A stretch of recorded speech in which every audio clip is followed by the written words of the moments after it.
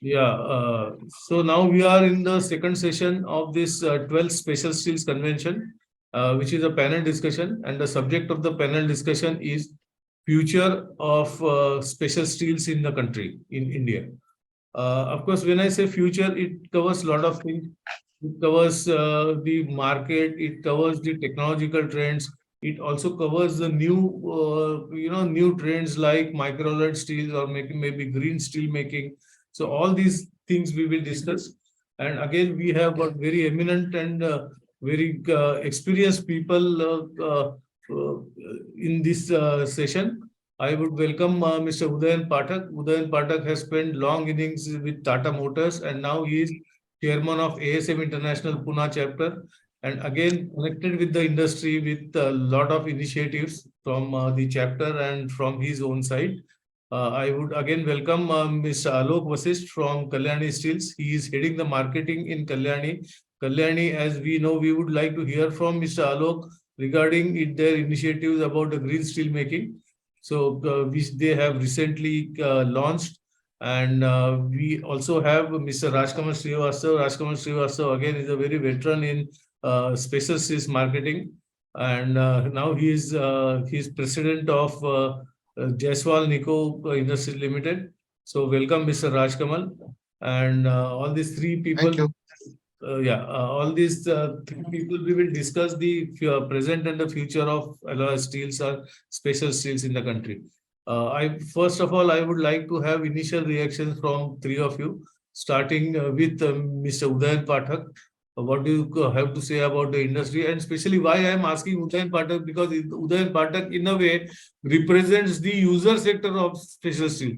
तो अपने को सबको उनको ही बेचना है, उनका मतलब टाटा मोटर्स एंड अशोक लेलैंड, महिंद्रा महिंद्रा, उनको ही बेचना है. Doctor Dhawan corrected me. I was saying around 50% of special steels go into special steel into automobile. He said not 50%, it is 65%. So we can know how dependent we are on the automobile industry. So it is evident that Udayan Pathak speaks the first. Mr. Okay. Udayan Pathak, please.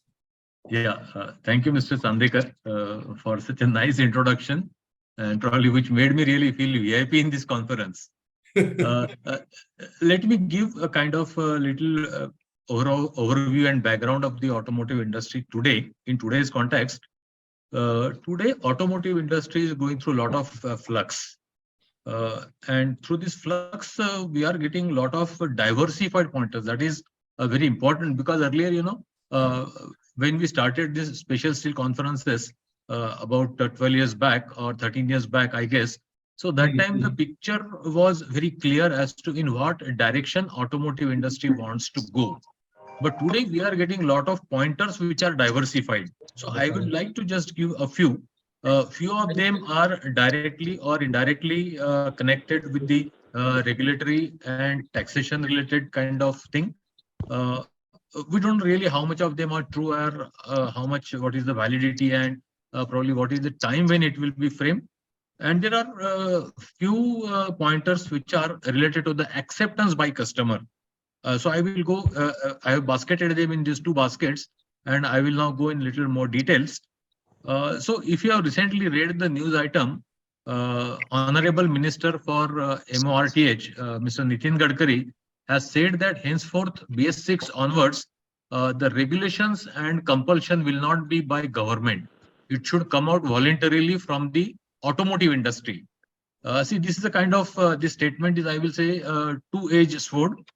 On one side, industry may feel that, yes, we are really relieved out of all such compulsions on one side.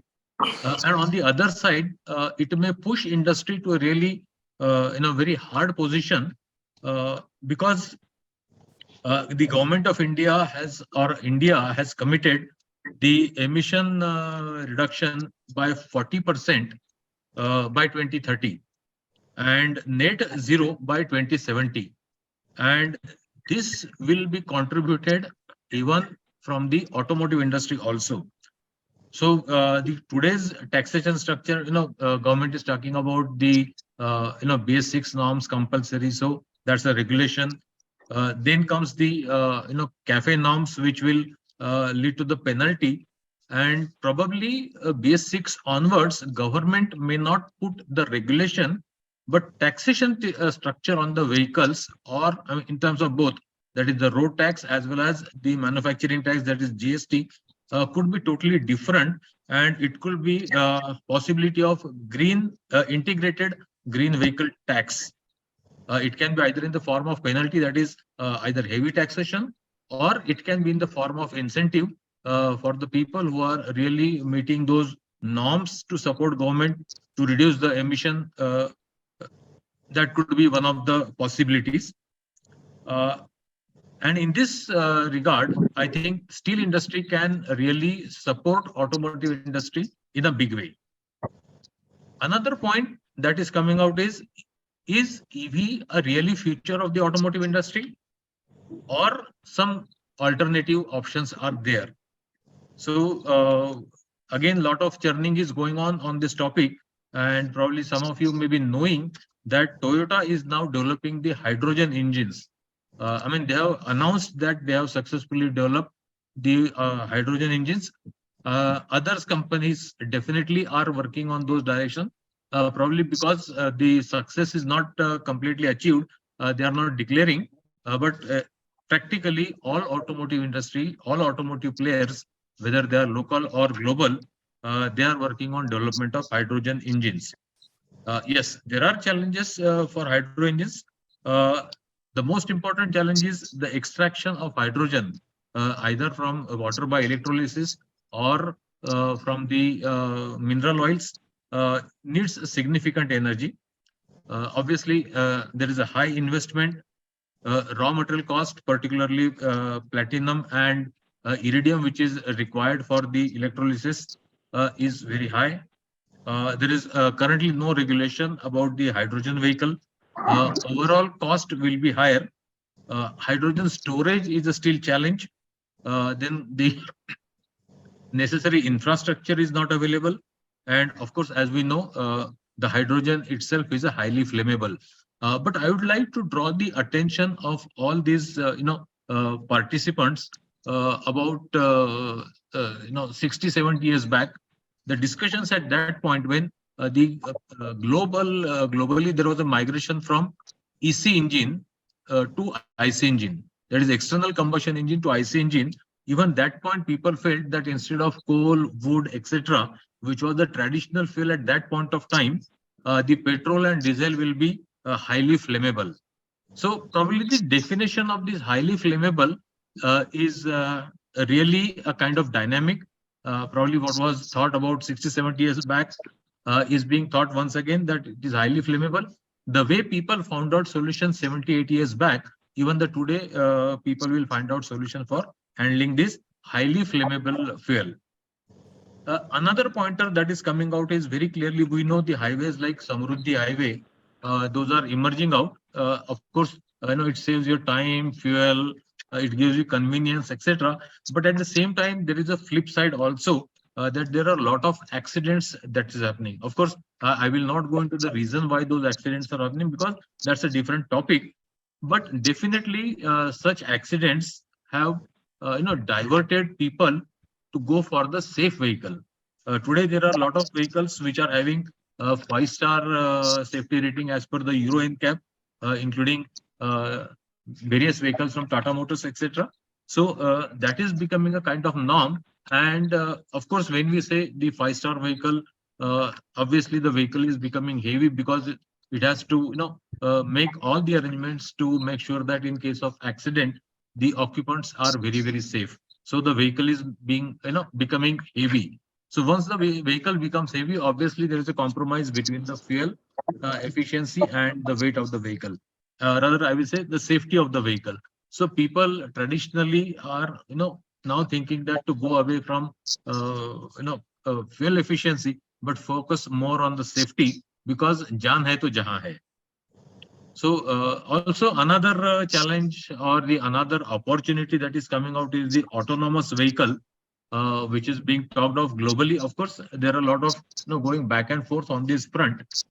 But all these pointers and flux that is happening in the automotive industry, I feel special steel industry is directly connected. And probably there are, it's not only the challenge, but I feel for steel industry, there is a lot of opportunities I foresee in this background. Uh, Even whether we move to the electric vehicle or whether we move to the hydrogen vehicles, etc., the lightweighting is going to be definitely a challenge because the vehicle weight has gone up even with EV, as well as is expected to go with the hydrogen fuel also. So continuously there is going to be the opportunity for the lightweighting. So obviously HSS, UHSS, AHSS, etc., these kind of the steel requirement will continue to be there, which people at some point thought probably it may not be required, but no, probably it will still continue to be there. Uh, Another opportunity I see here is the forward integration. See, if you look at the white goods industry, they are using painted steel, whereas in automotive industry, we still are not going for the painted steel.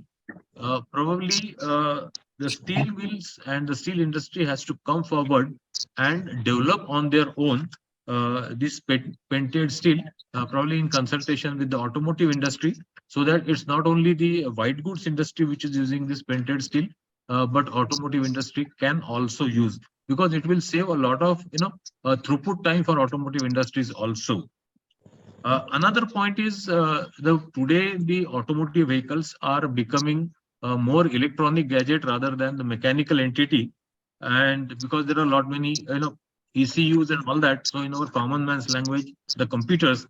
So if I talk about the general vehicle, uh, minimum 30 such ECUs or computers are there, and at the high end vehicle, it can go as high as 150. So now you may be a feeling question that how it is connected to steel. So here there is a kind of catch.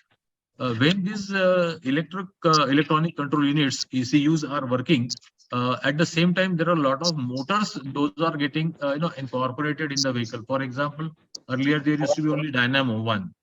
Now there is wiper motor, these winding motors, then your uh, door opening, then your rear view mirror adjustment. All those kind of lot of motors are getting involved into it. Even there is a power steering motor, etc. So all these motors, they generate the electromagnetic radiation, and these electromagnetic radiations, they are harmful for these issues for their proper functioning.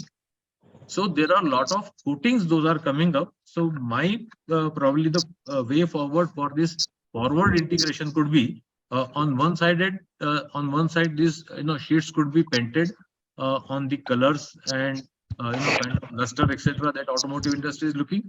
The other side can be coated with the coatings which are EMI EMC, that is electromagnetic interference and electromagnetic compatible coatings. Such coatings are available globally, and those are being used by various automotive industry on certain components. But if the way forward it can be integrated on the steel, probably that can be a good opportunity for steel industry. And of course, as I said, probably the hydrogen is coming out as a alternate fuel. So the steel for hydrogen, both in terms of the handling, in terms of storage, in terms of transportation, etc., a lot of new opportunities, in my opinion, will appear in near future. And last but not the least, the green steels, which is a buzzword in the steel industry. So that will be because, as I expect that probably there will be the taxation, both in terms of either penalty or incentive for integrated green vehicle. So there probably the route of steel manufacturing, how it was green, whether are we going for the greener steel manufacturing or have we used the conventional steel, probably that could be one of the pointer, and that could be one of the factor for taxation structure in probably going forward, because some thoughts are being talked about. Of course they are at very nascent stage, but all these green steel technologies, they are not going to come like let's say, for example, either me or Alokji or Rajkamal, we talk today and tomorrow the steel will become green. It will definitely need the lead time of about 5 to 10 years. So from that perspective, I think steel industry should get ready. With that, I hand it over to Mr. Chandekar. Chandikar, you are mute, I guess. We are not able to hear you. Thank you, Mr. Patak. And that is how the customer puts pressure on the supplier. Okay, so now I would like to request Mr. Alok to have deliver his opening remarks and also to respond to Mr. some of the points of Mr. Patak. If you can do that, I mean, in your opening speech, Mr. Alok. Hello, Yeah. I am audible. Yes, you are. So, very good remarks. I think we got from Mr. Uday, and he has opened up many of the areas from the automobile industries. And at the same time, when we are the interaction with the auto industry, myself personally also involved in day-to-day activities and interaction with automobiles. They are demanding, many improvements, very support from the steel industries. And really, you will feel very happy that day in, day out, we are in the process of how we can meet the emerging demand of the auto industries, not only for the India, but also for their global requirements. One more point there, what is the today's scenario? Today's scenario is India is in the transition stage to become a global player. Most of the discussion would be related to the steel, but definitely India is emerging as a world leader in many of the sector and segments and many industries. But this topic will be limited to the steel. Second scenario point is the localization drive.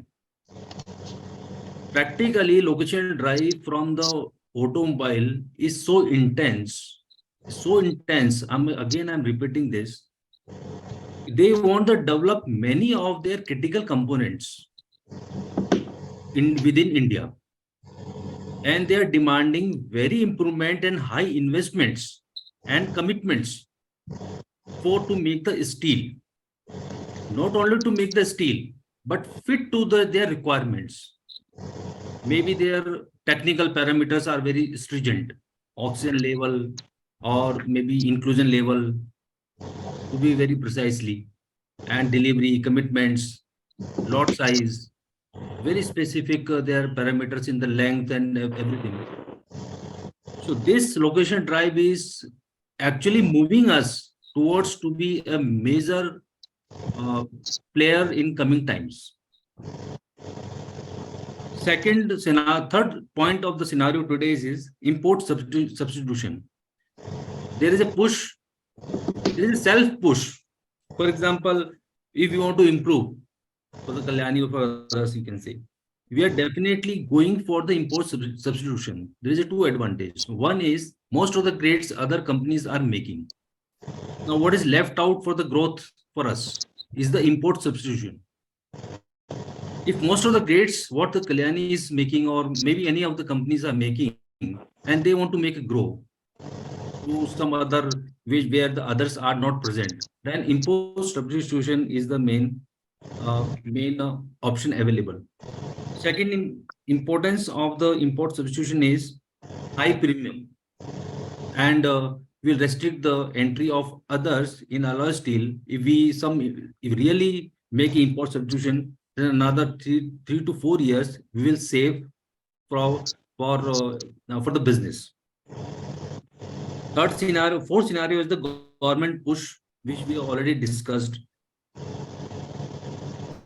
Now, strategic partnership is also the fifth scenario today's. The strategic partnership with, recently, for example, as a classical example, JSW and JFE, they have entered into the strategic partnership for the grain-oriented steel, which is the electrical steel. So this is another unique pathway. On the one hand, we are meeting our requirements of the electrical steels, which is mostly imported. Now JSW and JFE will make it. And electrical steel, there is saving of the electric losses. So this is also another path for the green steel or green mission to be achieved. So with these parameters, I'm very optimistic that alloy steel will be in the well placed day by day, month by month, or year by year in next 7 to 8 years. And definitely there is more insights later in part of my discussion. I will share very interesting with respect to the auto, with respect to other things when time will come. One classical example before closing my this opening remarks. Many of the OEMs top management are visiting India. I think many of us in this forum, they witness this. They coming to the India, they are discussing with the steel mills, not with the technical guys, but marketing, sales, commercial viability, technical viabilities. This all it can witness right now. Maybe other can join it. And they are putting a so much pressure. You have to please with the timeline and some deadline on many of the improvements. We have to give this particular for their parent companies. First, they will develop for their parent companies. Then they will shift that particular demand within India. So there is an interesting many parameters. So that I will show, I will share in the process of our discussion very practically, and few components what we have developed and what in the process of the development I will share. It will be very interesting for all of us. Last my remarks is, for example, Tesla. We are already in the process for the Tesla development. So you can see the level of the localization penetrating India. So thank you very much for this opportunity for us, for me again. Now you can start. Yeah, thank you, Alok ji, for your opening remarks. And now I would move on to Mr. Rajkamal. Mr. Rajkamal, your opening remarks, please. Yeah, good morning, everybody. So probably I am one of the person who has seen real transformation of steel industry, like Mr. C.S. Sharma or Dr. Dhawan or Mr. Chandekar and some others, who has seen the transformation from lounder type furnaces to ingot to concast to so many technological development where special steel used to be the small commodity plant used to produce 3,000 tons, 4,000 tons, 5,000 tons, Hmm. and real transformation has taken place when it is no more an art. Special steel in early 80s or mid 80s used to be called as a special steel. See, it's an art, not a technology. So early 90s, everybody came to know, yes, besides being art, it is a technology. And now everybody talks of technology. So these are the certain things, probably people who have 30, 35, 40 years of experience or more, they have witnessed not only in special steels, but in commercial steels, stainless steel, lot of development. So during my further course of discussion, even I would like to know from Mr. Pathak how stainless steel can be viable for automobile, for longevity point of view, for certain other things, whether there seems to be a feasibility or there is a visibility to it. So one thing. Secondly, see, when we talk of green steel, iron and steel sector contributes close to 7% of CO2 emission worldwide. And as the World Steel Association, weighted average carbon footprint of steel is 1.85 tons CO2 of 1 ton of steel production, while in India it is around 2.6 tons.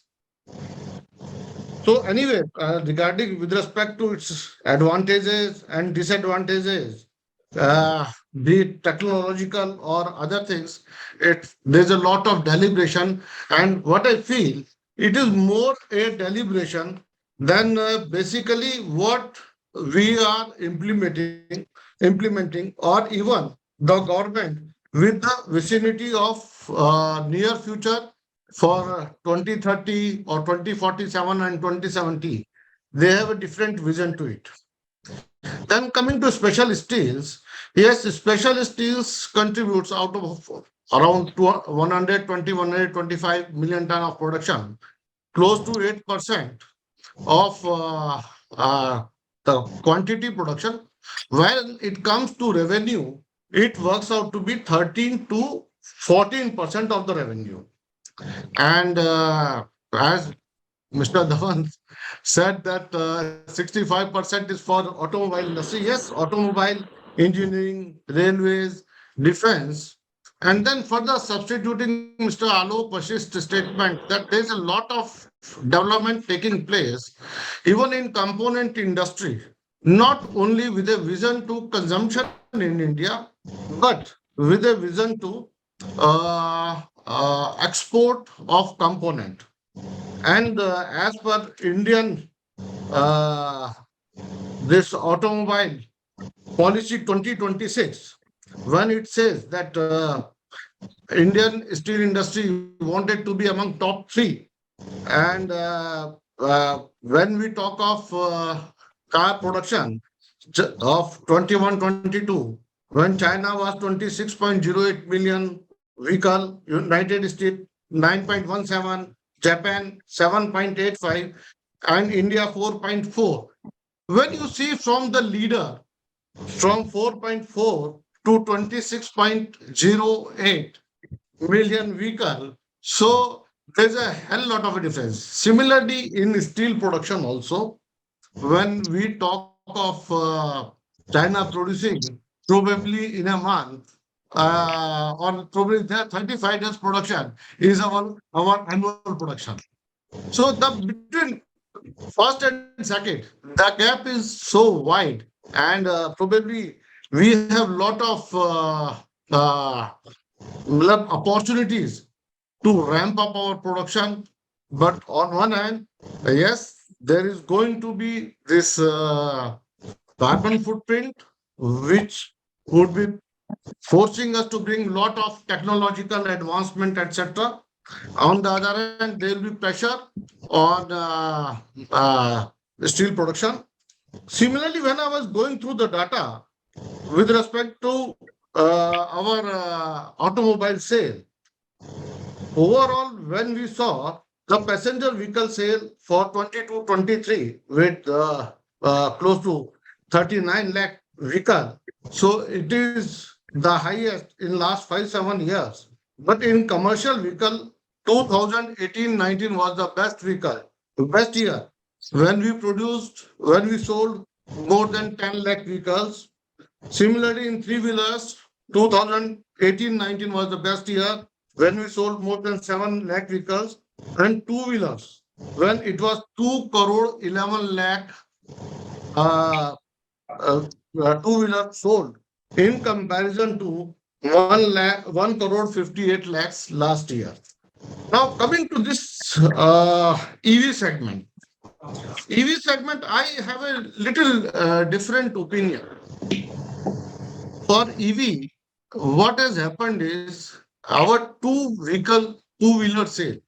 One is an organized sector, and in two-wheeler EV, there is an unorganized sector also, where a lot of cheaper components are being imported and assembled and sold, and the price gap is very wide. Moreover, the two-wheeler as a commodity, as a big ticket sale has moved from urban to rural areas. And in rural areas, even if the financials are available, the cheaper vehicle is being sold. For EV, people will buy. But for 2-3 years, when it will come for the battery replacement, other things, the cost would be so high that either it is going to be scrapped, and what is to be done, that seems to be a big question mark. Even coming to this two-wheeler sale from March 22 to March 23, when it was two-wheeler, so in March 22, the sale was 54,400 vehicle, moved to 85,850 in March 23. Similarly, three-wheeler was 21,511 to 39,450. Three-wheeler, again, cargo 3,312 to 5,780. And four-wheeler 3,718 to 8,591. Fortunately, I came across with couple of people who are using this EV four-wheeler.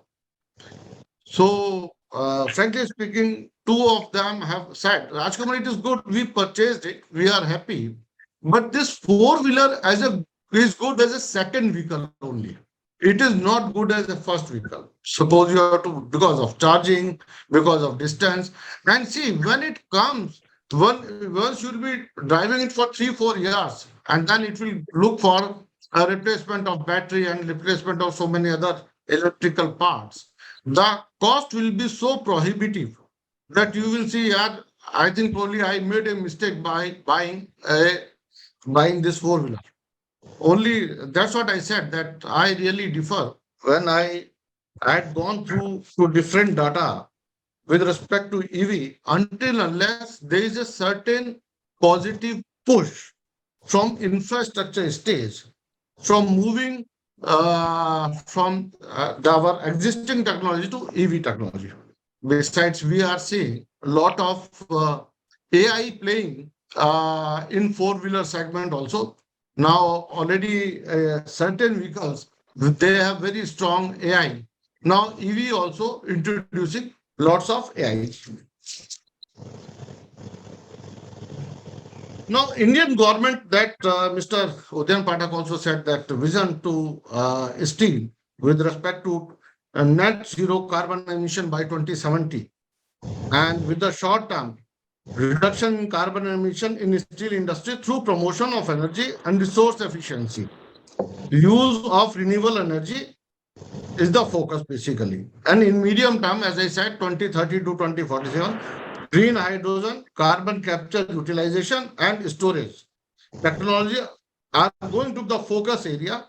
And in long term, 240 to 2047 to 2070, disruptive alternative technology innovations can help achieving the transition of net zero basically.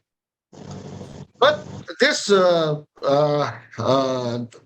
Ministry of Steel Vision 2047, which say raising steel production capacity from 154 million to 500 million ton, or increasing per capita steel consumption from 77 kg to 245 kg. This requires, basically, when I go through this, see, all of whatever the brownfield expansion is possible, that is already taking place. But with respect to greenfield expansion, there are certain things which are sizably prohibitive, or you can say counterproductive. First is financial norms for steel industry is not favorable. Secondly, approval process from government, from the different agency, is not basically people who are putting up the plant, it's not friendly. Logistic costs are very high. I have seen when the lowest ocean freight, even in Jaswal Nico, we have paid from Australia to Vizag was $10, and from Vizag port to our plant, railway siding, is 1,400 rupees. So, meaning thereby that time dollar was around 70, it was close to $20. Availability of land for greenfield projects, and then very long gestation period, price volatility of raw material like coal, iron ore, ferroalloys, nickel, chrome, moly, whatever say. It is such a big volatile market. When we just look at it, and as to how the pricing has to take place, I think the steel industry time has come when we need to move from price increase to index-based pricing, the way it is there in Europe or in America. Probably we need to deliberate there. Because today we get a cost hit. You will always have a raw material for 1.5, 45 to 60 days in pipeline, which is already fixed. but the market dynamics are such, market going up, market going down. As far as the flats product and the commercial structural or TMT is concerned, you can change the price any day. But even with flats product for OEM, the changing the price from the way it takes place in market doesn't take place with OEM. So probably we need to introduce some sort of mechanism to go for index linked prices. So to start with, I would like to rest my discussion here, and then we will further deliberate on the in the session as the need be. Thank you, Mr. Chandekar. Thank you, viewers. Thanks, Mr. Rajkamal, for your opening remarks. And now I would like to invite Mr. C.H. Sharma. Sharma sir, please deliver your opening remarks, especially on the technological front on hydrogen steel making, green steel making. What are the initiatives which are being taking place in the industry, and what, in your opinion, will be the future trends? Mr. C.H. Sharma, please. Yeah, thank you very much, Mr. Chandekar.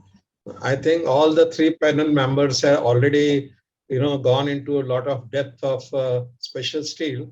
And in my thinking is that the greenhouse gases, which is generated by steel industry, is just 8% out of total. 92% is other industry like food processing or power plants and other. But out of that 8%, our issue is 65% steel is coming through blast furnace route, and balance 35% is from electric arc furnace or induction furnace. So unless we generate power by solar or wind or nuclear or hydral, solar and wind power is the efficiency of plants, just 20-25%. So, and unless we use hydrogen to generate power, and first thing, we have to also make hydrogen from renewable energy. That's a big challenge, hydrogen is, somebody says it's green hydrogen, brown hydrogen, now yellow, many names are coming now. But unless we have a first thing in India, we do not have a gas-based DRI plants, where in Europe and others, or even Middle East, they can go from a gas-based to hydrogen-based and make DRI. Then you need a renewable power to melt it in arc furnace. And in India, if you see, DRI is coming either by coal gasification or by solid reduction, which is generating much more pollution, So the only thing which is there for all the steel plant, first thing is to invest at least in solar or wind, so that some part of the emission can be saved, maybe 0.2, 0.3 ton per ton you can save at least for plants which are running basically with blast furnaces. Electric arc furnace, the major issue is unless you have a DRI produced by, at least gas or by hydrogen, I don't see any future, because the scrap availability, even if we go for a, discarding vehicle after 15 years, will not be sufficient for all the arc furnaces to manufacture. Today, when I compare, because I am consulting 3-4 plants, the cost of production of arc furnace today with a scrap base or pig iron or DRI versus the BF route, the blast furnace EOF or a BOF route, the difference is more than 20% of the cost. In absolute number, 12 to 15 rupees, the special steel is costly. If you compare the production of, I can name those plants like Mahindra Eugene or Kalyani Carpenter or ISMT, compared to the other steel plant, whether it is Sunflag or Hospet Steel, at the billet stage, the difference is as good as 14-15 rupees for same content of alloy. So how they will survive? Today also they are bleeding. I don't think they make any money. Maybe they only go for some niche product and supply. So this is the big challenge for a steel industry. Apart from that, making clean steel or substitute the import or also get a global approval, it is also a big challenge. You have to go through a big process and commitment. Also needs a good equipments, good inspection equipment like inline ultrasonic or billet grinding, or you also need a inline magnaflux, NDT, and other things. So it's possible to develop steel in India. We have a technology, we have experts. It's a. I know that when I started into special steel somewhere in '86, after working 15 years for a high carbon and other types of grade, I think it was challenge for a continuous casting to get approval from many of the current customer for say shaft or for gears and other. People used to compare with ingot casting. Today the scenario is different. Continuous casting gives a better quality compared to ingot casting, so that people have forgotten about it. One more area people talked about clean steel, so not clean steel, about EV vehicles. I will say that Europe and America or North America basically is needing, as Mr. Raj Kamalji also pointed out, that you need two vehicles, one for going to the office, which could be even within 50 kilometer or 100 kilometer a day travel. Then when they have a weekend or they have a holidays, people travel up to 500,000 miles by vehicle, because it takes only for 1,000 miles only 10 hours of travel time. 100 kilometer is normal speed average you get. So hybrid vehicles are becoming more popular. I know, a few years back, my daughter she stays in California, bought a vehicle which was giving only 140 kilometer. Honda first gave those vehicle. So she used to again charge it in the lunch time, because her office was 55 kilometer from home. So she has to charge during lunch time, sit in a Walmart to take a coffee and wait 25 minutes for charging, because next day otherwise she can't commute. Now she has gone for a hybrid vehicle. She has scrapped that vehicle and gone for a hybrid vehicle, which can serve the purpose of day-to-day commute, or whenever the charging time is not there, you can use this petrol basically. So I'm still doubtful whether a EV vehicle will become that popular in Europe and America. I think the penetration is just 10%, and mostly people are now preferring hybrid vehicles, where the special steel requirement will be the same. It won't change. It will, in fact, add to the some more steel for structural steel, but the transmission components will remain. So I still feel that the special steel industry by 2030 can definitely reduce the pollution by some percentage. Companies where I earlier worked have gone for almost 100% solar power, but it is basically a blast furnace route, EF, where the requirement of including rolling and oxygen plant requirement is just 450 units per ton. So that they could manage with the solar or wind. So to that extent, they have gone down by 0.2, 0.3 ton of, you can say, pollution. One more area which I don't think everybody has thought, most of the ferroalloys are made by coke. Lime is also made by, today or in India, lime is also made by coal base. So if you think, the lime also will emit CO2, it will also burn coal, and also ferroalloys will continue to need coal, and the electrode, even graphite electrode, which is also a petroleum product, will also. So net zero is very difficult, but definitely we can reduce, maybe come from 6% our contribution in the green gases to maybe 4%, 5%, and that possible. But totally eliminating, I think the world has to also see the other areas, like one of the basic area is food processing. the non-veg food which is processed is one of the highest consumable of energy, and they create more pollution. So you have to look at other industry also. The government cannot only pressurize steel industry, which is only generating only 8%. And in India, we are, there's a word figure, 8%. If you have to grow, also we reduce emission. Say we have to go for a bigger steel plant. We cannot see the consumption of smaller blast furnaces have to be, will be definitely higher. Or arc furnace also, when you have a small unit, it will consume more.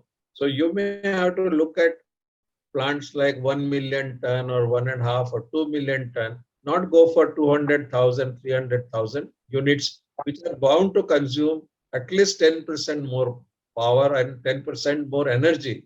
It will pollute the world. So with this, I think thank you very much, Mr. Chandekar. These are my opening remarks. So maybe others can contribute more, I think. Thank you. Thank you, Mr. Sharma. And now, lastly, I would request Mr. Dr. Dhawan to have his remarks, opening remarks for this panel discussion. Dr. Dhawan, please. Thank you very much, Mr. Chandekar. I think it has been a really pleasure listening to all the panel members, Rajkamal ji, then the other ones. It is really opening up the discussions. Let me start with a few right away. Number one, as Mr. Rajkamal mentioned about EV study. I'll start with one by one. Yeah. EV studies is really, or EV vehicles, as Mr. Sharma also mentioned, is going in a real two-way. One is the customer's preferences, and as we understand from the ECMA and SIAM people and my interaction with the few of the marketing experts of alloy steel manufacturers, the preferences is now coming from, particularly in India, from ladies and the young children.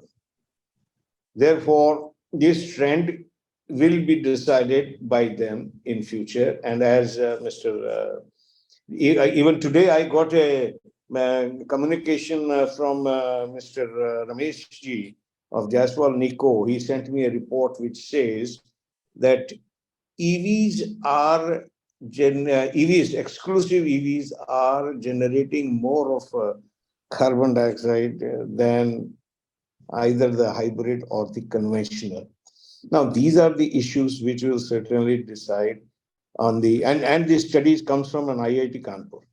Now, this is quite an authentic study. We'll have to go deep. But fact remains, the EVs, if the worldwide has gone into, we will have to go into, and hybrid model plus the 2Vs and 4Vs, we'll have to make a choice. And I'm sure our friends in the marketing of alloy steel producers and other steel producers are interacting with the industry, with the users, with the auto OEMs, and collaborative way, the way it has been suggested is the best way. So this is going to be a game changer, and therefore right decisions at the right time, because in alloy steel industry, capital investment is something where rate of return and time of return both are very, very, gestation period itself is long. Once you put a technology, it cannot be done away with, as we have been already telling the governments in various forums that, gentlemen, today if India has put in 140 million ton capacity, you cannot remove it just like that. The BFs and BOFs have their life, and the best way, as Mr. Singh correctly mentioned, we can minimize, we can do technological interventions, brownfield technological interventions. And as one of my friends in the panel mentioned, there would be a time when you go for change disruptive technology, maybe after 2014 30 is ruled out, no change, and 35, 40, or maybe by 47 we'll decide when you have hydrogen technology available. So these are the two things. Three, import substitution is going to be extremely important, as one of my fellow panelists just mentioned. And I'm so glad that he mentioned a particular word, and that is, I think Alokji mentioned about it, that why the Kalyani Group is going into import substitution is as a strategy. And that I fully agree with him, because there was a time about 4 or 5 years ago, alloy steel category import was the highest. And even when the export, the restrictions came, the export, the what do you call as alloy steel, boron alloy steel got exported. Now, these are few things which lead us to both innovation, R&D, and import substitution, which brings in a great amount of availability of market. So, and next one would be export markets, which I had mentioned. I'm privy to some very important information. Am I audible? Yeah, please go ahead. There are Yes, sir, absolutely. areas in USA VFARs or US 232.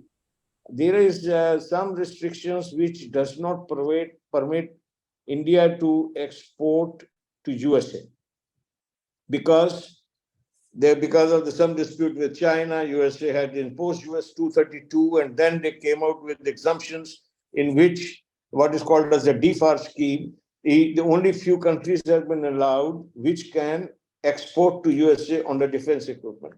We are fighting with the government. We have given representations to Defense Ministry, Commerce Ministry, Steel Ministry, and now the other ministries, as to why don't you allow us to be included. Our industry is very, very competitive. Similarly, in European Union, they have put in some quotas. Why? If we have a capability and capacity, see, alloy steel produces capacity other than stainless steel, even today is between 12 to 14. How much we are producing? 7 to 8. I think the capacity is available.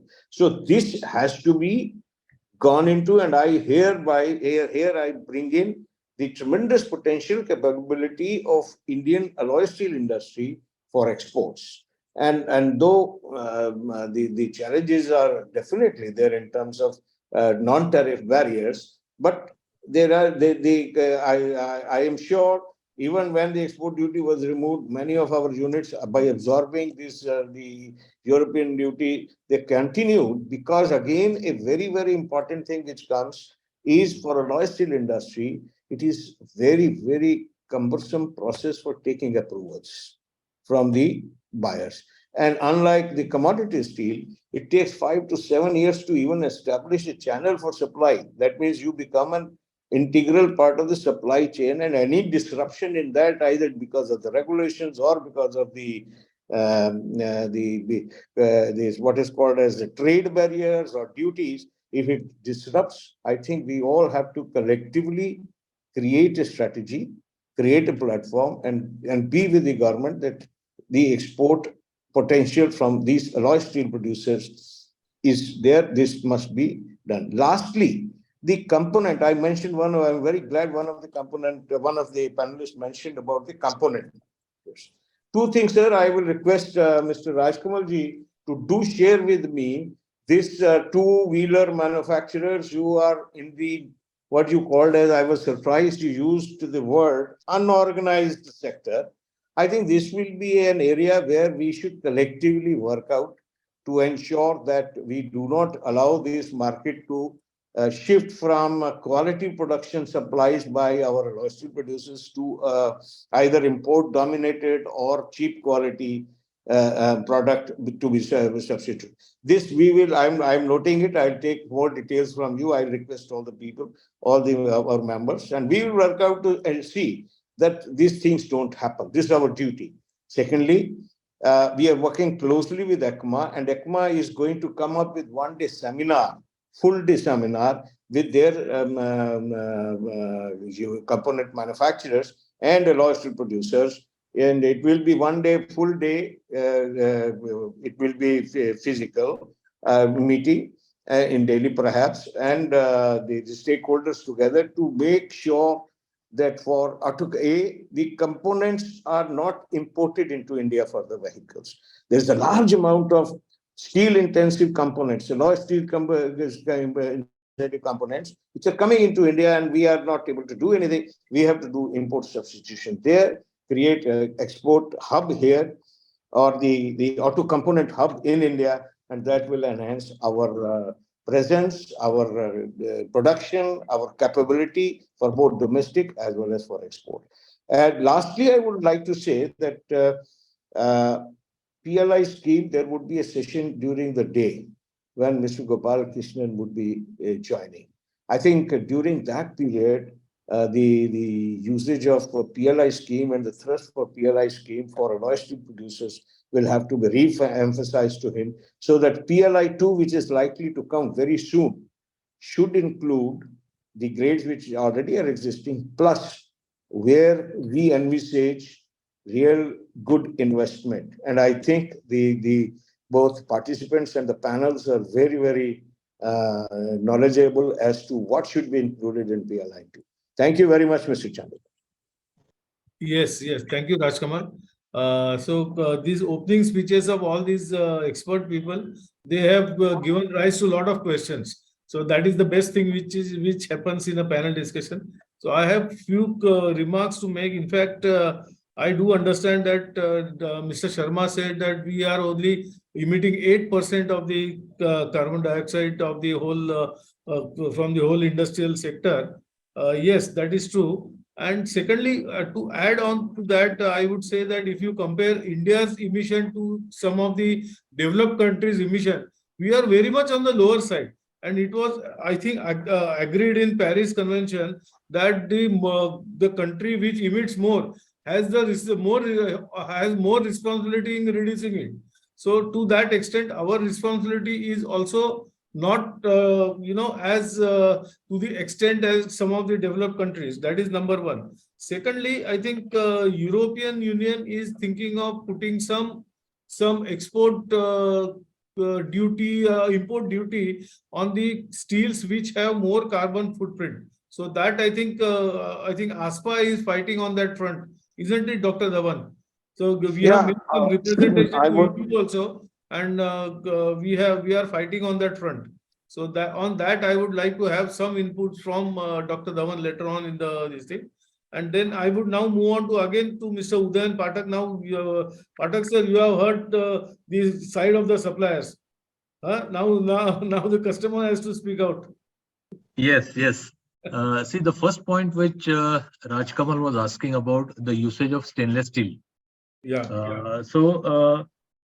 Let me tell you that as far as the BS6 vehicles are concerned, there are a lot of areas where stainless steel is used, but of course the usage is limited. They are mostly for the shields, etc., those kind of thing. The bigger usage you can see is in the of stainless steel is in the bus body building. But again, it is not from the OEM, but it is from the I will say unorganized sector. The limitation there is very clearly, this stainless steel is used primarily in the mid-segment buses, because the people who are going for kind of high segment buses like Volvo and all that, they need little kind of personalized design and some better looking designs and I will say fancy and attractive kind of design. So probably in all those definitions of customer, stainless steel may not fit perfectly. So that is the limited usage of stainless steel. But yes, if the kind of regulations or something like that comes and we have to go for that, then probably yes, there is a higher possibility of stainless steel usage. But the cost of stainless steel is 3 times the cold rolled sheets. That is the biggest cost difference. No, but at the same time, the life probably is much more. But strength-wise, you don't get advantage. Only the maybe corrosion. That's all. Yeah, Only no, one. that's what I'm saying. That stainless steel can be used only as a body of bus body. It's not used in the structural areas. It's only used as a body part, where we are not talking about the structural. For example, in case of rollover protections, etc., there are some basic reinforced bars which are provided, which probably properties can be managed by either heat treatment or by selection of proper grade. That is still possible. So that is as far as stainless steel is concerned. Then I think Rajkamal only has said that EV is being considered as second vehicle and not the first vehicle. See, today here I will give a different perspective. Today, so many models are available in the automotive domain. So it is not that which model is the best or which model is worst or which model is not okay kind of thing. It is your need you have to map against the vehicle. For example, after taking VRS from Tata Motors, definitely I was not required vehicle to fly every day from my home to Tata Motors. But we decided that we'll be going frequently for the outing, highways, etc. So in that case, we were looking for a sturdy and a kind of bigger vehicle. So we went for the EV. We went for the Nexon, which is of petrol version. Had I been using this vehicle for city within Pune, I mean the travel within Pune, probably I could have opted for Nexon EV, because as all of us know that there is a limitation for the distance that can be covered within single charge. It's depend on your usage, and nowadays the fast EV charging infrastructure are also available on outside roads, etc. Of course, they are not as fast as the way we fill in fuel in, let's say, within 5 or 10 minutes. Probably the fastest charging is 30 minutes, whereas the normal charging or the conventional charging can take a couple of hours. So that is the difference. As far as buses are concerned, there is a thought that is going on that can there be swappable batteries. Let us say bus starting from Mumbai and going to Bangalore. They take some dinner break at say Kolhapur or somewhere around that. So during that half an hour, the exhausted batteries or the discharge batteries can be taken away and the fresh batteries can be loaded. Exactly the similar to what we do in the LPG cylinder in our home. So, sometimes we get very nicely painted and very brand new cylinder, and sometimes we get such a shabby cylinder that even we don't want to touch it. But still we buy it because we are not paying for that cylinder, we are paying for the content inside. Similar concept is being thought of whether you are not paying for the batteries per se, but you are paying for the electricity that is getting carried. So that is the thought that is still going on. But this is at present not possible for car, because in case of buses, the batteries are stored on the top side, so it's become easy to remove and refix it. Whereas in case of cars, it is occupied at the bottom portion, which is a little complicated to approach. So that is one. Second is, I don't remember who said, but about hybrid or EV vehicle, they are more carbon generating. So here the question is yes, because in Indian context where we have the maximum, definitely by EVs, we have vehicles to the steel to the power plant. The major change or the major advantage here is, I think my net is showing that it is unstable, so I will switch off my video so that my at least voice can be heard clearly. Okay. The problem there is, if you have car and if you have contacts, you can, let's say we are talking, I'm sitting in Pune. So if my car is in Pune, I still can get the PUC certificate within an hour from Chennai, Kashmir, southeast, somewhere from the east and somewhere from the west, though the vehicle is available just downside my flat. See, this is how our system is. It's difficult to control the system, but at the same time, there are about 1017 thermal power plants in India, for which the controls can be put more effectively. So you may be aware that couple of years back, the Badarpur power station was closed down for not meeting the emission norms. Whereas for controlling each and every vehicle, it is little difficult. That is one. Second is now government had stopped, I guess, from 1997 to issue any license for further power, thermal-based power plant. So we are looking for the alternate power. Particularly in Europe, where the power is either gas-based or nuclear power, it's definitely a green process. In India, also, it is, we are migrating with the alternate sources like wind power and solar power, etc. Probably the still these EVs or hybrid vehicles will continue to be greener from the control point of view. So over to Mr. Sandekar. Yeah. Mr. Thank you, Chandekar, can I Mr. ask a few questions to Mr. Pathak? A very Why small not? Why query. not, sir? By all means. Yeah, please, sir. Only I am not visible because my Don't internet worry, is not sir. stable. Don't worry. Yeah, Don't yeah. worry. Don't worry, Mr. My- Pathak, you are omnipresent. Very welcome to hear from you. There are 2-3 things. I was, in fact, very much enthused today in the Economics Times daily edition. Is a big article or a news report from Tata Motors, which says every third car sold to be either CNG or electric. And then, well, yesterday, I am fond of collecting such quotes. Yesterday, Maruti said, in a big way, Maruti estimates a fourth of its sales to be SUVs this fiscal. Just the same way, Leyland to invest up to 1.2 thousand crore in switch mobility, and that switch mobility means from conventional to other vehicles. Now, having this, would you, sir, like to enlighten the steel producers as to, number one, have the Siam is a very prominent body, and I think all the auto manufacturers are really well organized sector and well thought of sector. Have there been some plans made out by the automobile manufacturers as to what is the plan for which type of course, it will be demand generated, as you very rightly mentioned, need based, Jamna.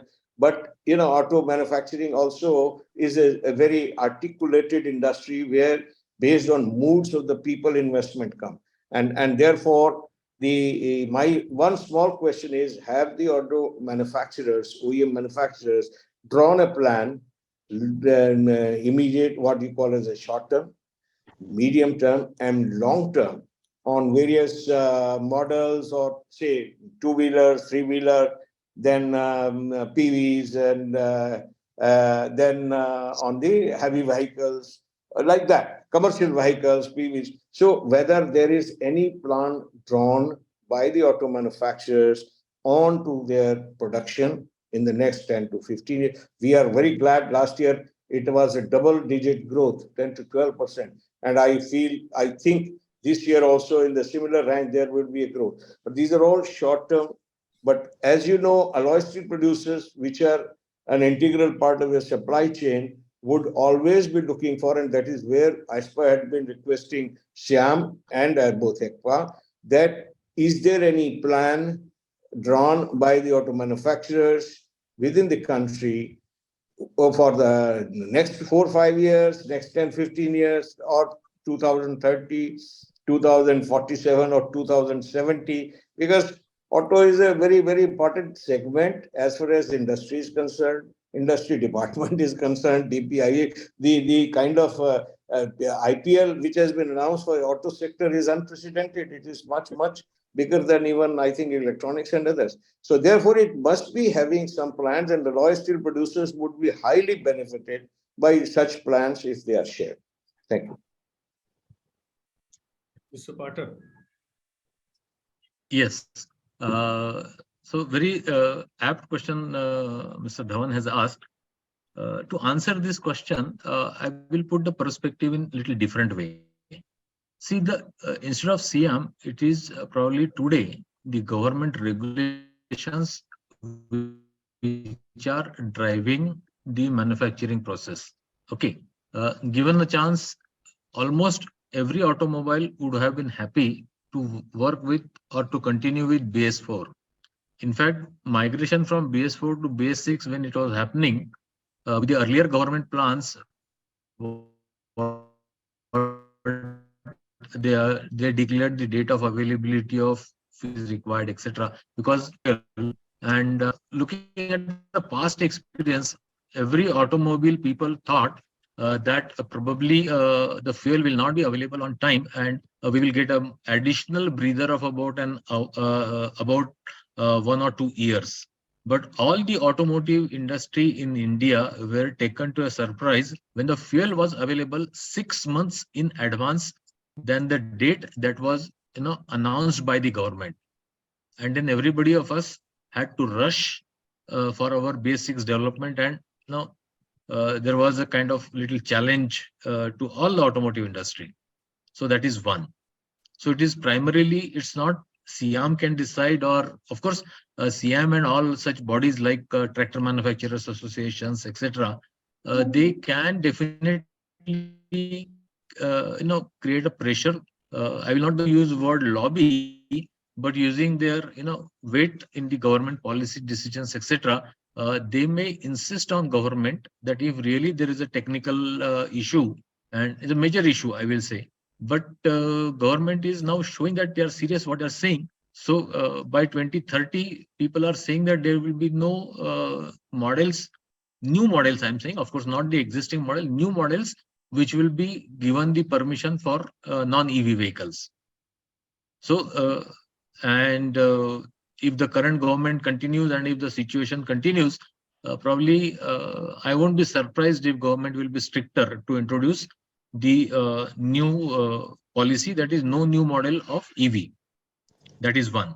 Sorry, no new model of IC engines. That is one. If I talk globally, already Mercedes and Toyota, they declared that they are not going to spend any money or any new development of IC engines, powertrain. So it looks like it's a commitment from them also.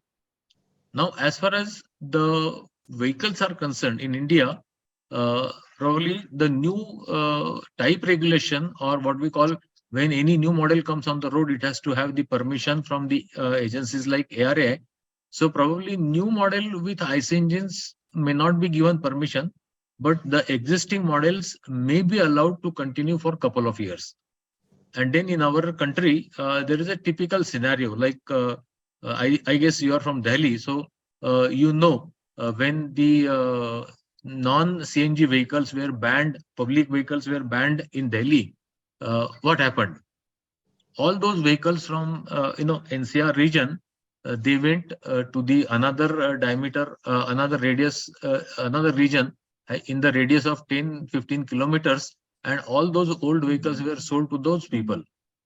And then those vehicles were used. Those all diesel polluting and all those kind of vehicles you can see. I was traveling very frequently to NCR, so I could see those vehicles. So I mean, see, there is the economics involved into it. Even not a very close by area next to Badarpur and all those borders, but it may go further deeper into the Indian villages, etc., where probably the RTOs and traffic police may not be able to check the vehicle, to check its fitness, validity, then emission norms, etc., all those things. But that is a typical Indian scenario under which the vehicle ownership is not the single or second ownership. Probably it goes to as high as fifth or sixth ownership. So that's the economic model in our country. Whether that is right or wrong, that's not the question on this platform. But yes, that exists in the market today.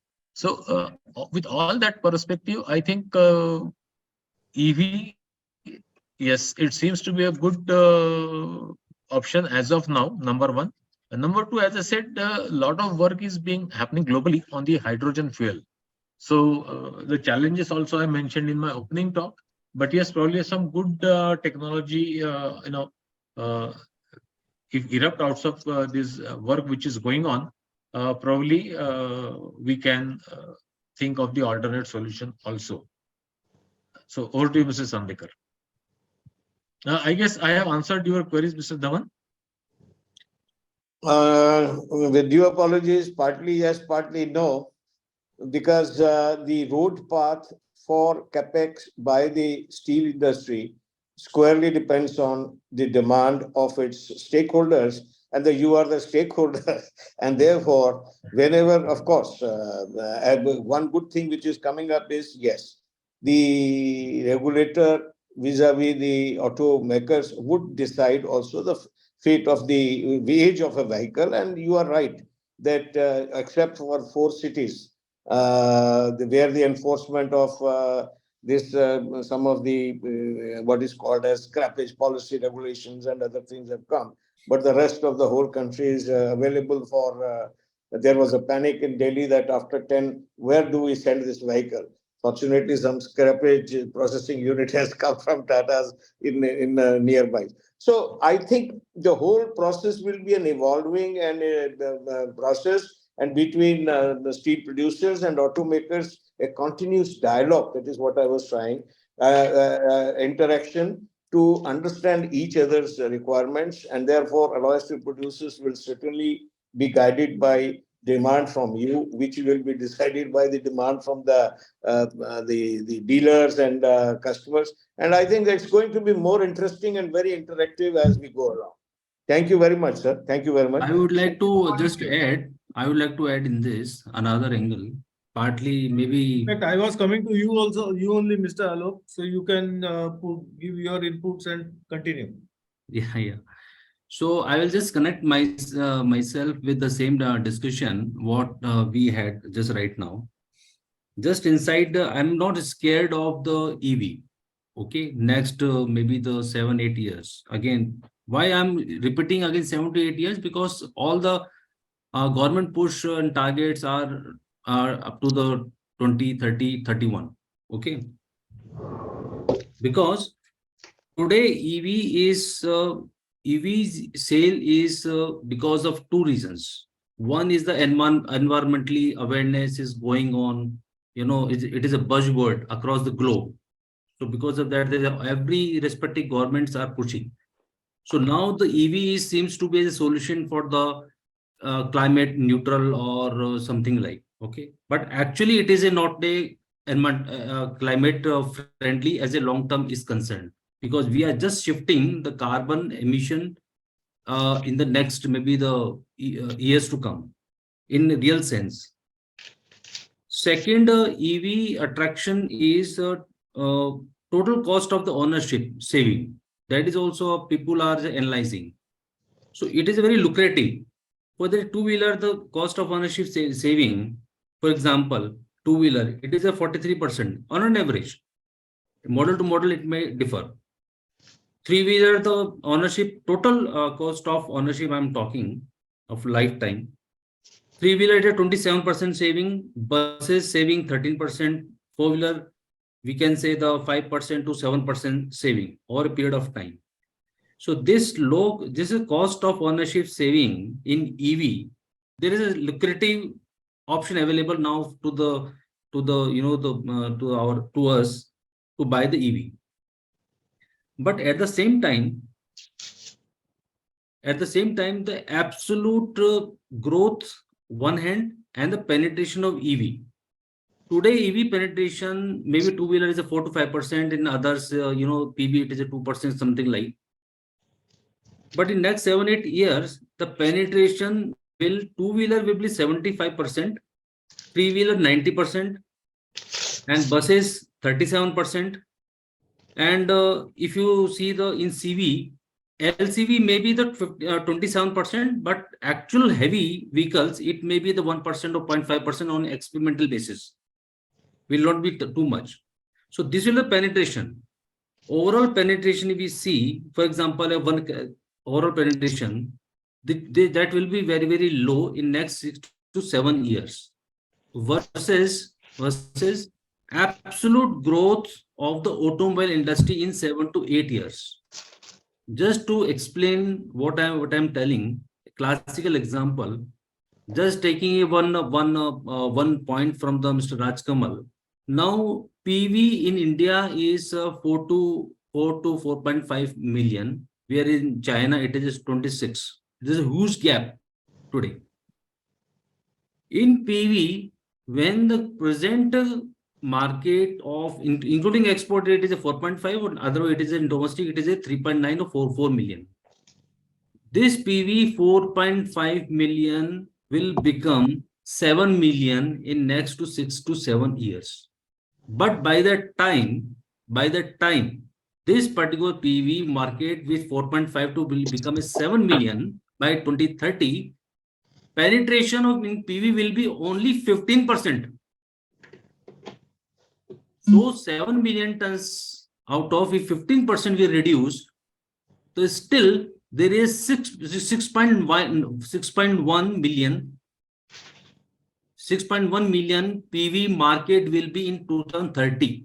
That means from present of the very low penetration, maybe the negligible penetration I can take 4.5 million of the PV vehicles.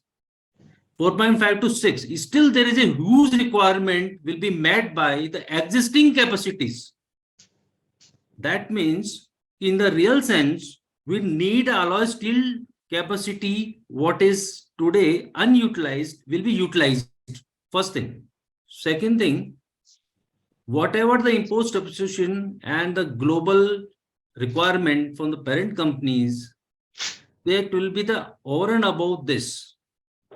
So my conclusion is the requirement of alloy steel will be increased further. Absolute number of the PV of absolute number of the automobile we are just ignoring, because if we one more angle I would like to give to this audience. Per vehicle of absolute gross weight of steel required. This is very interesting numbers. Two-wheelers, it is a 25 to 28 kg. Three-wheeler absolute gross weight. In component, it will be come down maybe the 18 kg or maybe 21 kg after forging or cutting and all others parameters. I am talking alloy steel. Three-wheelers, it is a 55 to 60 kg. In buses, in four-wheelers, it is a 150 to 170 kg model to model. In commercial vehicle, it is in two part, I can say. In UV, utility vehicle, it is a 200 to 220 kg. In commercial vehicle, it is a 1,100 to 1,1400, because in CV there is lot of models available. So on an average is in the CV we can say the 1250 kg or 1300 kg in per vehicle in the CV. With this, if two-wheelers is converted even in the 75%, and three-wheelers are converted into the 90% in the EV, is still there is a lot of requirement of the steel by the 2030. That is very interesting insight in this. So this is what I told in the initial. I am very optimistic about the alloy steel requirement to be remain till 2030. One more important technological threat to the EV will always be there. Maybe hybrid, maybe hydrogen based, maybe some other options will be available, or maybe some tax may come into the battery charged vehicles, because the carbon tax now is a buzzword in the globe. With this scenario, even if the two-wheeler, three-wheeler and partly buses convert into EV, alloy steel requirement will remain as it is. And by that time, India will become a global player. Many of the steel companies will become a global player. So those requirements of global will also add in our kitty as far as demand is concerned. So with this, my conclusion is, maybe somebody can correct with their figures.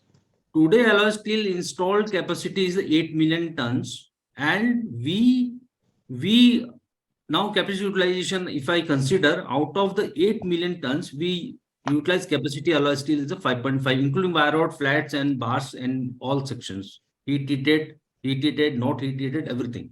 So out of 8 million tons, we now alloy steel consumption utilization 5.5 million tons. Out of this, 2.8 is for the auto or 3. So that will double, that will increase. Another one more important point, this 8 million installed capacity will be consumed and another 3 to 4 million tons capacity is required next 5 to 6 years in India. Because out of 5.5 million tons of alloy steel, auto is 3 million tons. I'm just for explaining roughly. That will become a 4.5 or maybe 4.8 million tons required. Rest of the demand will come from the renewable energy. Renewable sector is so promising because I'm in intense discussion and a very serious discussion for renewable energies development within India in very big top OEMs out, particularly from the Europe. I'm already in the discussion to conclude how they are desperate to just localize this renewable energy requirement within India. They want to localize all their components within India. And they are because India is pushing the renewable energy target from today's installed renewable energy target, maybe the 500 gigawatt. That is far, scope to be established in India. And all these parent companies are looking, there's a great opportunity in India. And they, at the same time, with the localized solutions. So you can think of within today's alloy steel capacity is 8 million tons, will need 12 million tons minimum. So this is the huge requirement. No, we are looking only for the auto, but non-auto is also a very important sectors. Recently, Ramakrishna Forging, for just a specific answer, they are now diversifying in the non-auto because they are looking just specific. I am one because I know more than 11 to 12 personally in discussion for 11 to 12 forgers who are thinking very seriously for the non-auto sectors. Because 500 gigawatt renewable energy from present of the 177, you can think of how much windmills is required, how much solar panels are required, and to establish those in the far-reaching and far, non-reachable places, windmills, how much your CV is required, how much your mining sector is required. You can think of this demand where it will go. It will be come in our kitty. So this is the one another lookout for the alloy steel capacities, how it will be increased. So people should not be scared of the EV. Rather, they should be scared of how we can meet this demand. So this is my lookout. There is a many interesting. For example, if you see today any of the vehicles, 30% still required in the engine, then body 15 to 20%, transmission and suspension.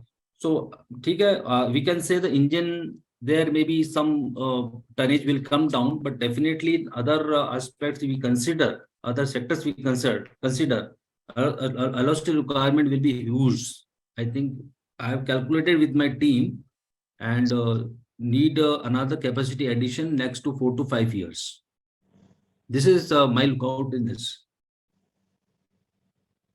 Thank you, Mr. Alok. Alok ji putting very optimistic and very bright future for alloy steel industry in the future.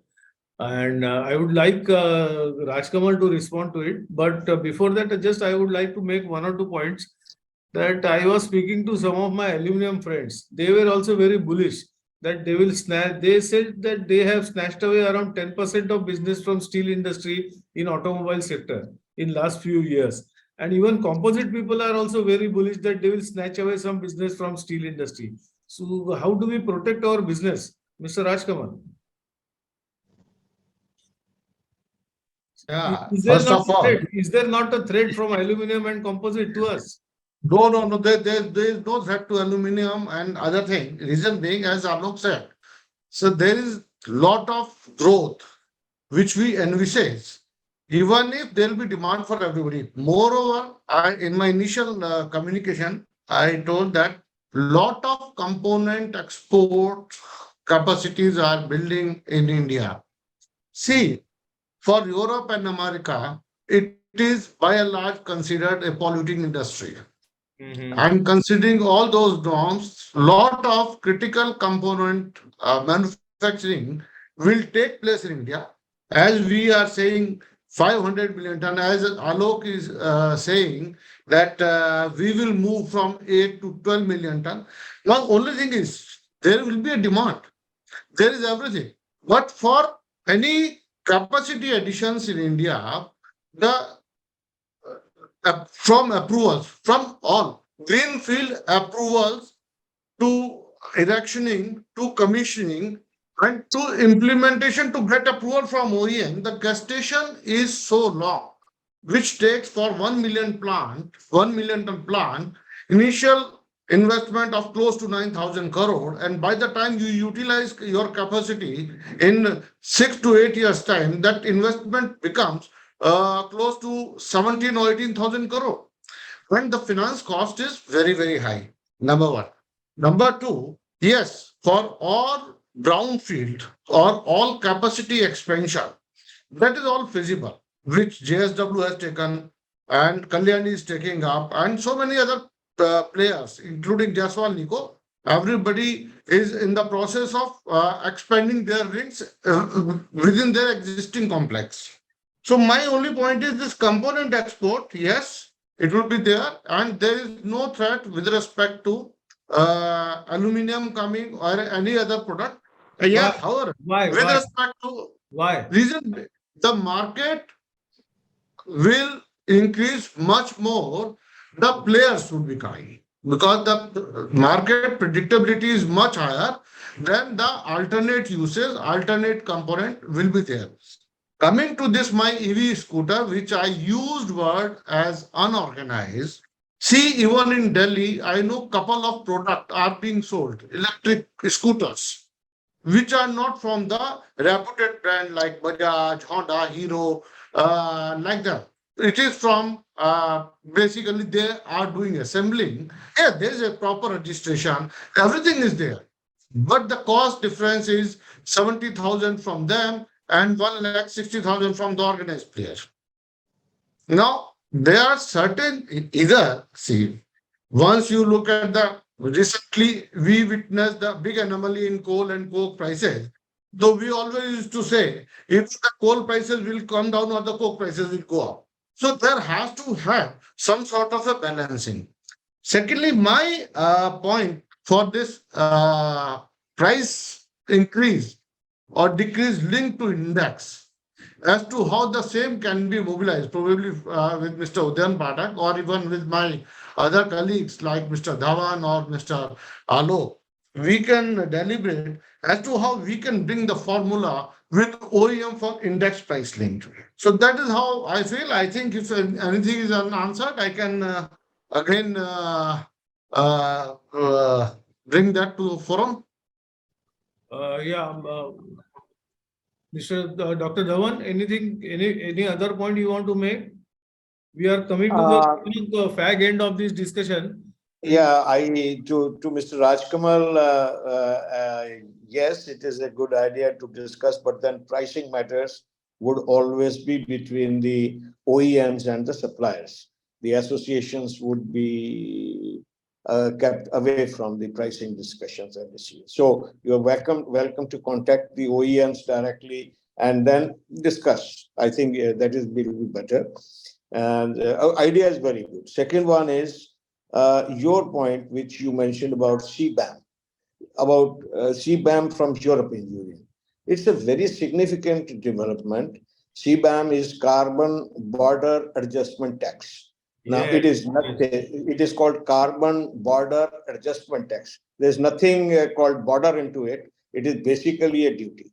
Now, already European Union is having a quota as well as anything going beyond quota. There is a duty of 25%, and almost everybody has to pay because on the very first day, all the applications which are filed, they will get an average duty. Now, CBAT is going to be, we had a discussion as per was a proud invitee by the Commerce Secretary and what is called as economic advisor on this. And we did mention about it. See that there is already a duty for imports into your country. Now, this is going to be virtually a non-tariff barrier. We will put it in the non-tariff barrier because it will have a cascading effect besides what is called as carbon leakage. Now, this is a very important term I must share with you. Carbon leakage is that in case India does not have a similar system in place, then the steel producers with a higher carbon dioxide not qualifying into Europe will be dumped into India. It's a very dangerous situation. So this was brought out in that meeting by me. And fortunately, the current Secretary of Commerce is an ex-Joint Secretary of State, so he understands. So they have started building up. Second point is that OEMs, Tata Motors would be definitely, and Mr. Upadhyay would be, can always mention, that the OEMs are going to start asking what is the CO2 from a producer. What is your CO2 level from a producer? Now, this is the domestic position, but European position is from 1st of October, they have already circulated the format. Every steel exporter to EU would be required to start reporting the carbon dioxide emission by that unit from now, even though the actual implementation will be from 2026. Based on these reportings, only those who will be qualifying or qualified into their definition of green steel will be allowed. The rest would be adding that much of a tax. Therefore, it is also a very important issue on the export competitiveness. And if you go reverse to it, the impact of all other buyers of the steel would ask you to be more carbon emission friendly. And therefore, it's an insignificant issue where perhaps all alloy steel producers, as I mentioned in the beginning, must go for carbon audit, energy audit, and bring down their carbon emissions, because irrespective of regulations, definitions by the country, the OEMs are going to ask you with your absolute figure of carbon dioxide emission, and therefore the industry will have to be ready for both domestic as well as international market. These are the only 2 points. Thank you, Dr. Dhawan. And Mr. Sharma, you want to make some point, or Mr. Pathak? Only my point was what Mr. Dhawan said, that those who are already into the steel making through blast furnace route, they can only do some changes in the the energy which they buy, otherwise or reduce their consumption marginally. But to switch over to almost zero or reduce emission from 2 ton or 2.5 ton to 1 ton or below, it's only possible to change the technology. Means they have to scrap the entire their blast furnace operation and switch over to other, and there is no availability of scrap. DRI is also basically from the coal or coal gasification. So we have to wait and see when the hydrogen is available and our sponge making or DRI making goes green because of hydrogen. So also I have one more thing, that apart from steel plant, what we buy inputs, whether we buy oxygen, we buy electrode, we buy ferroalloys, or we buy fluxes, they are also polluting, and that also will go into the steel plants pocket. It will not be for them because they produce for you only. So seeing this emission total, I think to control it by 2030 looks very, very difficult. Maybe marginally we can come down, maybe 10%, 15%. I don't see a drastic change unless the total steel making. Europe is now planning to scrap some of the old blast furnaces and switch over to DRI and electric-based steel making. They are planning even in Australia, the steel plant which is there in Whyalla from 1 million ton, they are going to maybe 1.5 million ton, scrapping their blast furnaces and everything in next 3 years. So unless we also think of all this emission, zero emission is difficult. Other is capturing the CO2.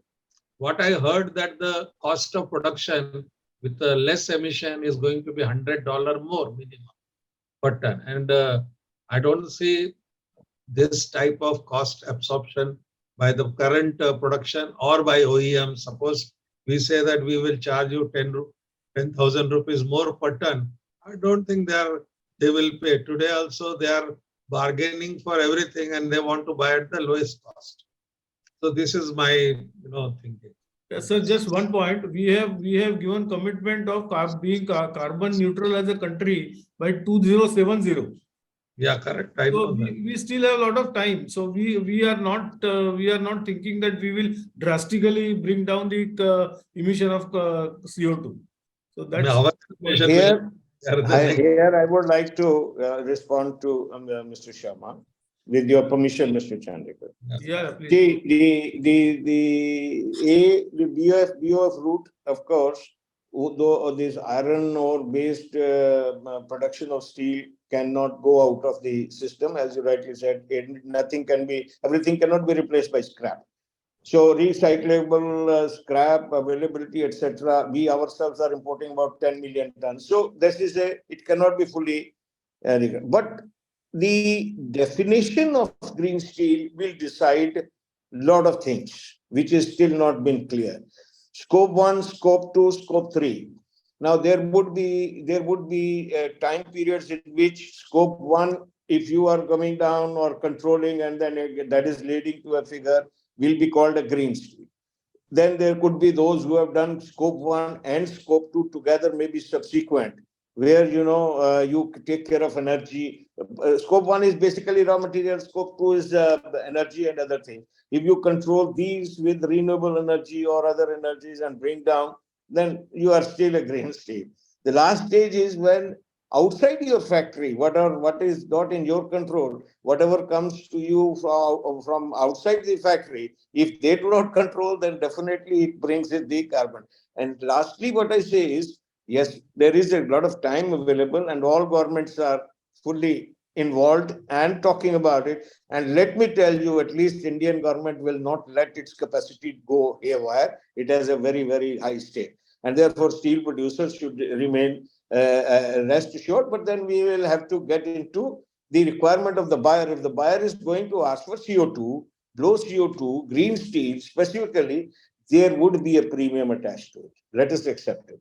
Because there would be a premium attached to it, and it is being already discussed with all the stakeholders. Lastly, Mr. Chandigar's point, there is a big difference between a zero carbon emission and a carbon neutral regime. Yeah, definitely. Therefore, let us look at carbon neutral regime. Yes. Believe me, there is another industry, which is the cement industry, which is the #1 carbon emission segment in the world. There's #1. Steel is #2. Then follow the other three. BOF route, which is today at 2.6, 2.7, is scheduled to come down to something like 1.6 and 1.7. Based on my recent meetings, I think industry is quite well aware of and they can bring it down. The EOF and the other routes, which is currently at 1.8 or 1.9, will go below 1, and that is very acceptable. However, the carbon emission would be an average, and which I'm sure with the effort of everybody in the industry, steel producers, steel experts, metallurgists, stakeholders, it would be a manageable carbon emission regime. Thank you, Dr. Dhawan. Now we are already exceeded the time, but the discussion is getting so much interesting, so I don't feel like stopping it. in any case, Mr. Udayan, you want to have some comment, or I will, otherwise I will ask everybody to have last comments. But Okay. before that, I would like to have your inputs. Yeah, no, I will give really the last comment. As the point is coming up that yes, green steel, OEMs may demand all these green steels. As I said, probably government may not put the direct taxation on it. Do we have control outside what is happening in our factory? The answer is no, but at the same time, all automotive industry is paying for that. For example, CAFE norms. If the vehicle is rolled out of the factory and is not maintained by the owner adequately, and it becomes polluting, and if that particular vehicle is tested by government in the random sampling, and if it is showing that there is some more pollution that is happening on that vehicle, the OEMs has to pay some of the penalty for that. So there we cannot say that it is out of our factory, out of our bound. That particular customer has not done servicing on time, and all those kind of excuses cannot be given.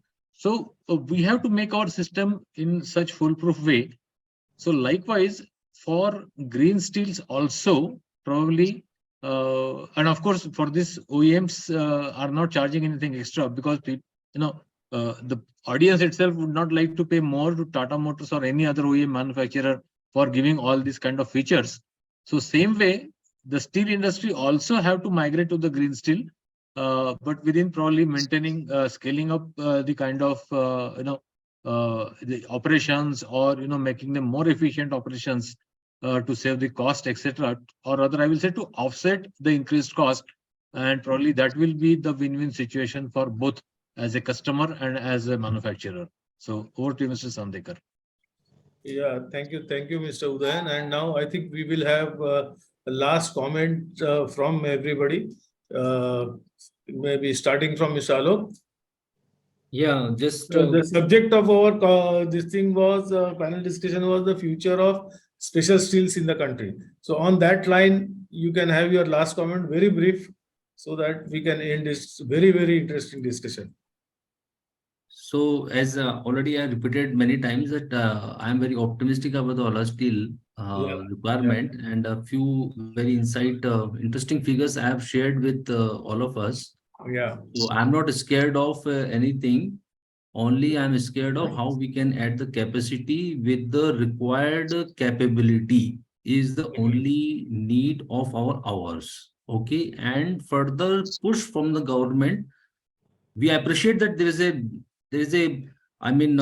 priceless support from the government and push, but as far as green steel is concerned, still we need a more clear policy, help to how the green steel demand will be created in the economy from their either taxation or incentives, or maybe government projects they giving the preferences, and many other integration of the retail demand into the national demand as a national mission kind of, and financial support in the loan interest or any other such kind of. The finally we can say the green attitude we have to evolve over a period of time, then the not only from the demand point of view but also the sellable point of view, alloy steel will see the very good future in coming times.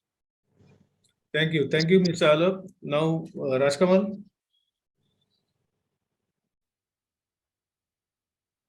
You are mute, Rajkamal. My respected panelists and all the persons present here, all the dignitaries who are present here.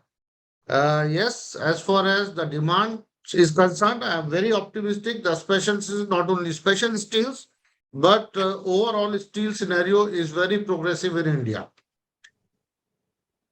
However, with respect to green steel, and while we are talking of electric arc furnace based route, see, in Europe and America, close to 45 to 55% production is there through scrap route, and balance is there through blast furnace route. In India, in last 25-30 years time, the major production capacities were through blast furnace route with complete backward and forward integration. Because we had lot of natural resources. We still have a lot of unexplored, untied natural resources. We need to look as to how the same are going to be utilized. When we come to the vision of 500 million ton, out of that 60% through uh, electric arc furnace route, or you can go with the modification, the green, the carbon footprint, prohibitive route, and all that. So, considering that, so even today, the cost of melting through electric arc furnace, as Mr. C.H. Sharma said, is higher by 10 to 12,000 rupees. Who is going to bail out that cost economics? Today, everybody is talking of globally competitive. On the top of it, if Europe and America are going to put any charge, any tax with respect to green steel, who is going to offset that? So we probably need to bail out certain policies which are favoring industry, government, and helping environment with our vision of green steel. Thank you. Thank you, Mr. Rajkamal. Mr. C.H. Sharma, sir, आपको कुछ last Just 2-3 lines. One is I'm also very optimistic as the alloy steel demand is concerned. I don't see any problem with the increased capacity, as the other panelists also felt it. I only want to add 2 more things. See, if you have to go for a green steel, the investment which will be required, I think government has to subsidize or give a better loan so that the industry gets an incentive to make a change in technology, not today, maybe 10, 15 years ahead of now. So they have to start thinking now. Secondly, I also feel there is a lot of requirement to improve our quality. We have done we have come long way. What I saw in 1971, 72 as a steelmaker, and today after 50 years, we have improved our quality, but still we have to match quality of Japanese steel still in India. Special steel from Japan is still one up than India. So we have to also work parallelly to improve our quality so that we are, quality-wise more competitive with all our, other. Quality doesn't cost much. It is basically a culture. So that is what we need. So only with these 2 remarks, that we have to need some funds to go for green. I think future generation needs a clean air to breathe. We may not be there, for next 10, 15 years. I'm only 75. So I may not live even next 15, 20 years. But we have to see the 100 years, sir. Future generation, we have to see. You have to work for a green steel. That commitment should come from the steel industry. Thank you, Mr. Sharma. And you will live for 100 years. Dr. Dhawan, please. Okay, sir. It was real pleasure listening to everyone and my fellow panelists. They're really veterans and valuable inputs have come. My concluding remark would be first, I think I tend to agree with what Mr. Rajkumar mentioned. We don't have to worry too much on EF route. The economies of scale are in favor of BOF route. And therefore, what the current capacity for alloy steel producers, is divided 50-50 almost. BF route is with the 50% and the EAF other route is 50%. So both have different economics, but both have advantages. Both have only advantages in their respective areas. There is no disadvantage because both routes are meeting the quality requirements, and that is the thrust. Second, I also feel that 2 more takeaways from this I'm taking away is, one is import substitution should be taken as a strategy for niche markets. 2, the demand creation and demand coming from 3, it is not only one segment because auto is one, whereas alloy steel producers are capable of meeting the demand and the quality requirements of not only auto segment, defense, which is growing very high, very fast, and with the thrust by the government Atmanirbhar and most of the items going into negative list for imports, there would be more thrust, and therefore alloy steel industry has a very big role to play and have a more scope also in defense for expanding capacity, adding capacity, and more so on the aerospace. Aerospace is growing. See, we have not discussed, but as we understand, huge import of either industry, the component for the aerospace, this will be there, and then lastly for the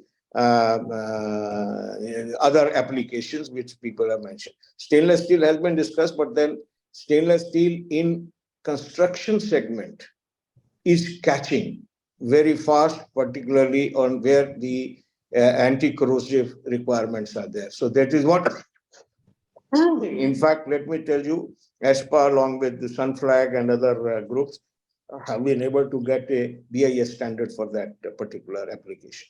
So there is lastly, as Mr. Sharma mentioned, there's no replacement to R&D, no replacement to innovation, no replacement to our own demand creation and demand generation, for which I think all the units are very, very good insight and collaboration, very close collaboration with the OEMs and other stakeholders by the steel producers will take us through any challenges that come in the future. Thank you.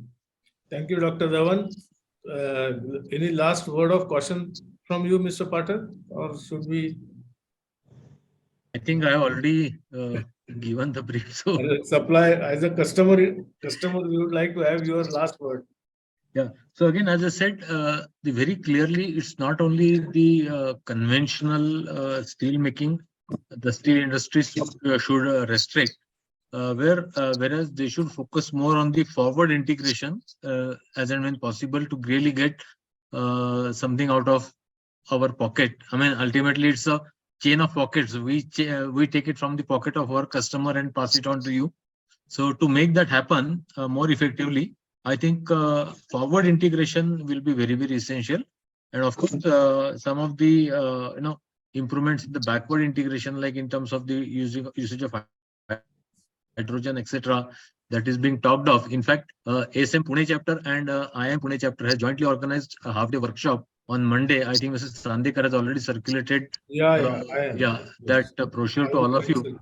So my request, those who cannot join offline can join online also to get some more perspective on what's happening on this front. That's all. That's all from my side. Thank you very much. Thank you, Mr. Udayan Pathak. So now it brings to the end of this very, very interesting and absorbing session. We had views from Dr. Dhawan regarding the strategic views, in fact, liaising with the government, international scenario. Then we had very good technical, technical inputs from C.H. Sharma sir, and hydrogen steel making and green steel making, how the process know-how and how the technology will change.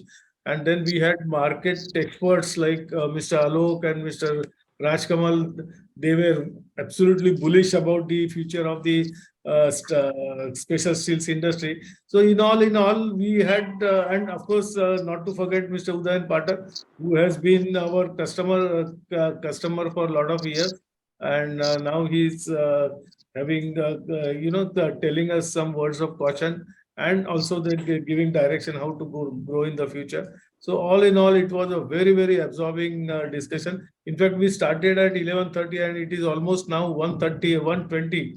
So almost 2 hours we have been discussing, but it was absolutely not a single second I felt it was boring. And I am sure our delegates also feeling the same thing. Very, very absorbing discussion. Thank you. I would personally like to thank Mr. Alok, Mr. Rajkamal, Mr. C.H. Sharma, Dr. Dhawan, and Mr. Udayan Pathak for participating in this discussion. And we now break for lunch. In fact, in the digital conference, there is nothing like lunch, but you may all go and have your lunch. We will again meet. We will again meet at 2:30 for our next business session 1. Thank you very much. Thank you. Thank you. Thank you very much.